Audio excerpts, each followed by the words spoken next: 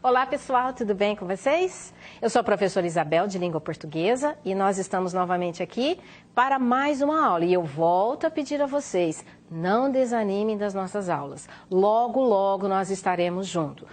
Peçam ajuda para os papais, se tiver dificuldade pode pedir ajuda para nós professores, nós estamos aqui para colaborar com vocês. Não desanimem e vamos estudar, pessoal. Hoje nós vamos fazer produção de texto. Imitação criativa à paródia. A gente vai finalizar aqui então, que nós estamos vendo já nas algumas aulas passadas, que é a paródia. Hoje a gente vai produzir uma paródia, mas antes disso a gente vai conversar um pouco sobre isso. Então, só para lembrar, né, a paródia tem a ver com a intertextualidade, porque ocorre quando há uma referência explícita ou implícita de um texto no outro. E a paródia é a imitação desse texto já com o estilo e a finalidade de criar humor, né? Ela tem a finalidade humorística. Então, olha só, para a gente poder entender aqui, e a gente já falou dessas imagens nas aulas anteriores. Hoje eu acrescentei mais uma. Então, nós temos a Mona Lisa e duas imagens que são paródias dela. Olha lá, a Mônica, do Maurício de Souza, e a boneca Barbie. Então, a primeira imagem reproduz o quadro Mona Lisa, ou La Gioconda, pintado pelo italiano Leonardo da Vinci entre 1503 e 1506. É o mais famoso do mundo. As demais imagens são paródias dessa obra. Então, a Mônica, a boneca, paródias da famosíssima Mona Lisa do Leonardo da Vinci. Então, vamos lá. As imagens que reproduzem o quadro Mona Lisa, de Leonardo da Vinci, são paródias dele.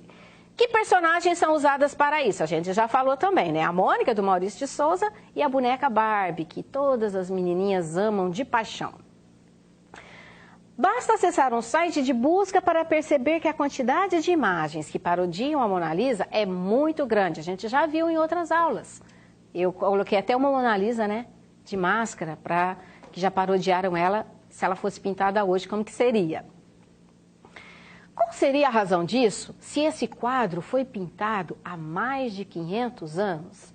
Gente, eu já expliquei para vocês que para um texto, uma imagem, ela ser parodiada, ela tem que ser alguma coisa conhecida. Todos precisam ter conhecimento dessa obra para poder entender a paródia, senão não tem como. Então, como é que nós vamos responder isso daí, ó? Para que se perceba o humor da paródia, é necessário conhecer o original. E como a Mona Lisa é um quadro muito famoso, os autores das paródias sabem que o humor que produziram será facilmente reconhecido. Por quê? Porque trata-se de uma obra muito conhecida, muito famosa. Então, é muito difícil alguém não fazer a relação entre as duas coisas. Agora aqui nós temos outra paródia, gente. Aqui a gente já vai lá para os contos de fadas. Olha só, nós temos ali uma princesa, né? Um príncipe sisudo e um poço dos desejos. A gente sabe que nos contos de fadas, a gente joga uma moedinha no poço, faz um pedido e é atendido. Olha o que a princesa faz, gente. Ela joga uma moedinha e de repente aquele príncipe ali, ó, com aquela cara de bravo, se transforma em quê? Em um sapo, não é? Só que aqui é uma paródia ao contrário, porque no conto de fada, o que acontece com a princesa? Ela encontra um sapo e esse sapo se transforma em príncipe, não é assim? Ela dá um beijo nele, ele tinha sido enfeitiçado e se transforma em sim. Nesse caso aqui, ela já quer o contrário, ela tem um príncipe e ela não quer mais esse príncipe. Provavelmente ele era bem ruinzinho para ela, né? Então ela transforma ele num sapo novamente. E aqui nós temos da Magali, a mesma coisa, né? É lá do Maurício de Souza, olha só. Ela vem a Magali, encontra um sapinho numa pedra e ele diz o seguinte para ela: olá, garotinha, dê-me um beijo e terá uma bela surpresa. E ela dá lá um beijo bem instalado nele, né? Schwack! E o sapinho se transforma num belo príncipe. E o que a Magali faz? Um príncipe, bah! Pensei que fosse se transformar num pipoqueiro ou padeiro. Agora, gente, para que nós entendamos o humor dessa tira, nós temos que ter certo conhecimento. A gente tem que já saber do conto de fada, da historinha da princesa e do sapo, mas a gente tem que entender também a questão da Magali. Por que ela fica brava quando o sapo se torna príncipe? Porque a Magali, gente, ela é comilona, ela gosta muito de comer. Então, para ela, não foi interessante o sapo apenas se transformar num príncipe. O que ela queria mesmo é que ele se transformasse em alguma coisa que ela pudesse comer. Então, eu preciso ter esse conhecimento da personagem para entender o humor da história. Então, como a gente já sabe que a Magali é uma menina que gosta muito de comer, e para ela, o que é surpresa, o que é interessante, o que é presente é algo de comer, o sapo se transformar em príncipe não resolveu o problema dela. Ela queria um pipoqueiro, ou um padeiro, ou alguma coisa que fosse de comer. Então, para criar uma paródia é necessário cumprir algumas etapas fundamentais, que é o que vocês vão observar agora para criar o texto de vocês. Primeiro, escolher uma obra, um texto, um quadro, um filme, bem conhecida. Analisar a obra escolhida com bastante cuidado para conhecê-la bem, porque às vezes você não conhece. Ela pode ser uma obra já famosa, mas você ainda não conheça. Então você tem que estudar ela bastante para que você internalize todo aquele conhecimento para poder produzir o seu texto. Definir que elementos serão alterados para a produção da paródia. Se é uma paródia, ela precisa ser semelhante, mas precisa ser diferente ao mesmo tempo. Então, tem que fazer alterações no texto para se construir uma paródia. Vamos ler o texto de Luiz Fernando Veríssimo. Ele faz uma paródia de um conto de fadas muito famoso. E aí, gente, o que ele faz? É esse conto que nós estamos trabalhando nessa aula. A Princesa e o Sapo. Só que ele muda o nome, olha lá, ó. Conto de fadas para mulheres modernas. Como é que ficou, então, A Princesa e o Sapo com o Luiz Fernando Veríssimo? Era uma vez, numa terra muito distante, uma linda princesa, independente e cheia de autoestima que, enquanto contemplava a natureza e pensava em como o maravilhoso lago do seu castelo estava de acordo com as conformidades ecológicas, se deparou com uma rã. Então a rã pulou para o seu colo e disse, observem, gente, que ele traz o texto para a nossa atualidade. Olha o que ela fala lá, ó. O castelo estava de acordo com as conformidades ecológicas, ou seja, respeitando o meio ambiente. Então, de repente, ela vê uma rã, a rã pula no colo dela e diz, linda princesa, eu já fui um príncipe muito bonito, mas uma bruxa má lançou-me um encanto e eu transformei-me nesta rã asquerosa. Um beijo teu, no entanto, há de me transformar de novo num belo príncipe. E poderemos casar e constituir lar feliz no teu lindo castelo.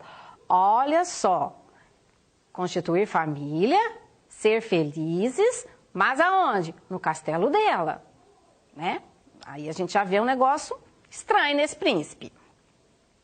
A minha mãe poderia vir morar conosco e tu poderias preparar o meu jantar, lavarias as minhas roupas, criarias os nossos filhos e viveríamos felizes para sempre. Príncipezinho esperto esse, né? Casar-se com a princesa, ficar no lindo castelo dela e ela ainda ser o quê? A empregada dele? E a mãe ainda ia ter que morar junto, aí ele ia cuidar da mãe dele, cuidar dos filhos, cuidar do jantar, lavar a roupa. Meu Deus, esse estilo de vida seria o ser felizes para sempre do príncipe. Mas será que era o que a princesa queria nesse caso aqui? Vamos continuar. Então, naquela noite, enquanto saboreava pernas de rã sauté, acompanhadas de um cremoso molho acebolado e de um finíssimo vinho branco, a princesa sorria e pensava, eu, hein, nem morta. O que vocês acham? Ela deu um beijo no príncipe? Não era isso que ela queria para a vida dela. Então ela pegou aquela rã e fez o que com a rã? Ao invés de beijá-la, comeu. Né? Ela fez as perninhas dela lá sauté e mandou ver com o vinho branco dela. Então, gente, a gente observa aqui que o Luiz Fernando Veríssimo, ele apropriou-se da ideia lá do texto da Princesa e o Sapo e trouxe para a nossa atualidade. Ou seja, a princesa ela não quer mais ser submissa. Então, ela não beijou o sapo. Ela quis viver a vida dela de acordo com as concepções dela. E não com as concepções dele, de ser feliz para sempre. Ela tinha que ser empregada dele. E não é isso o estilo de vida que ela queria. Então, ela não beijou o príncipe e sim pegou a rãzinha e fez no jantar. Certo? Então, vamos para a nossa prática escrita. Você criará uma paródia de um dos contos de fada que conhece ou dos textos desse gênero. Para isso, siga estas etapas. Então, você vai escolher um texto, um conto de fada que você conheça, Chapeuzinho Vermelho, Os Três Porquinhos, Cinderela, o que você conheça ou alguma coisa nesse gênero. E aí, por quê, gente? Porque são textos que vocês já conhecem, são bastante conhecidos, então são mais fáceis de serem parodiados. Então, como que vai ser esse planejamento? Reflita sobre as características dos contos de fadas ou do conto que escolheu parodiar. Defina o que vai alterar. As personagens, o desfecho, o cenário, a linguagem do texto. Então, o que você vai querer mudar para que esse texto seja diferente e traga uma bagagem humorística nele? Então, você pode mudar as personagens, o desfecho, o cenário onde acontece, a linguagem do texto. Então, você vai escolher isso daí. Mas, gente, não se esqueçam que a semelhança ainda tem que existir, tá? Pode fazer as alterações necessárias, mas a semelhança precisa existir para que o texto continue dialogando com o outro. Ao escrever a primeira versão do seu texto, lembre-se de que ele não precisa ser muito longo. Procure surpreender o leitor, quebrando sua expectativa e provocando seu riso. Para que isso aconteça, modifique o espaço ou a época, igual foi feito no texto da Princesa e o Sapo do Luiz Fernando Veríssimo, né? Ele mudou todo o cenário do texto, trazendo para a nossa época. Crie características, ações, reações e falas surpreendentes para as personagens. Altere a linguagem das personagens inserindo gírias atuais, por exemplo, né? O modo de vocês falarem entre vocês, né, hoje, as gírias, as palavras que são usadas no nosso dia a dia, para que o texto venha para a nossa realidade. Por exemplo, né, no caso, crie um desfecho inusitado, um desfecho surpreendente, que gerou expectativa, mas ao mesmo tempo criou-se uma surpresa lá no final. Ao terminar essa reversão, crie um título adequado e, ao mesmo tempo, capaz de atrair o leitor. Então, o título aí, gente, tem que haver com o que você escreveu e tem que chamar bastante atenção para que a pessoa que for ler se interesse pelo que vem depois do texto, depois do título, aliás. Revisão. Faça a revisão do seu texto seguindo as orientações. Verifique se sua narrativa mantém algumas e altera outras características do texto ou do gênero original.